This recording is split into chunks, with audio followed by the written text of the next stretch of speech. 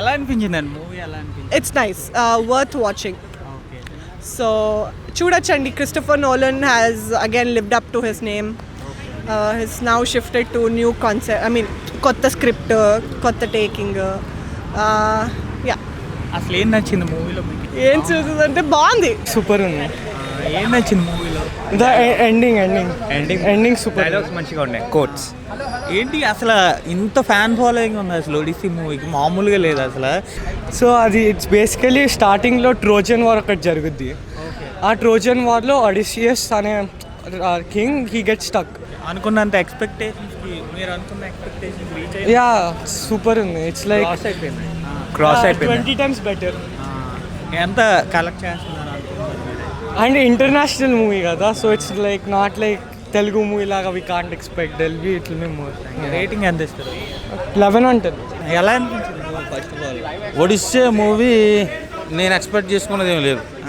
నేను చాలా ఎక్స్పెక్ట్ చేసుకుని వచ్చా, కానీ నేను అనుకున్నంత అయితే ఏం లేదు. సెకండ్ హాఫ్లో అయితే మన క్రిస్టోఫర్ నోలన్ దొరికేసాడు. నాకు నచ్చలేదు.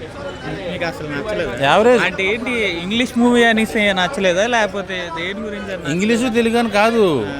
ఫస్ట్ హాఫ్ బాగుంది, బాగా చూపించాడు. ఆ బోట్లో ప్రయాణాలు చేయడం అంతా బాగుంది. సెకండ్ హాఫ్కి వచ్చేసరికి చాలా ల్యాగ్ పెట్టేశాడు.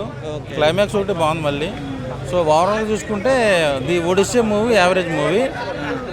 అంటే ఏంటి ఇంత ఫాలోయింగ్ ఉంది అసలు? జనాలు చూస్తే ప్రతి ఒక్క స్క్రీన్ కూడా హౌస్ఫుల్. దేనికి ఇంత క్రేజ్ అని అంటే మన క్రిస్టోఫర్ నోలన్ ఇంతకుముందు తీసిన సినిమాలన్నీ ఉంటాయి కదా, దానివల్ల ఆయన క్రేజ్ పెరిగి జనాలంతా కూడా సినిమాకి వచ్చారు. సో సినిమాలో మ్యాటర్ లేదని తెలుసుకుని అంతా వెళ్ళిపోయారు. సో ఓవరాల్గా చూసుకుంటే నన్ను డిసప్పాయింట్ చేసింది. ఆస్కర్లు వస్తాయేమో అనుకుని వెళ్ళా, ఆఖరికి భాస్కర్ కూడా కష్టమే అనిపిస్తుంది. కష్టమే. అసలు ఏం లేదు సినిమాలో. ఏం ఫస్ట్ హాఫ్ బాగుంటుంది, సెకండ్ హాఫ్ అయితే నాకు నచ్చలేదు. యావరేజ్.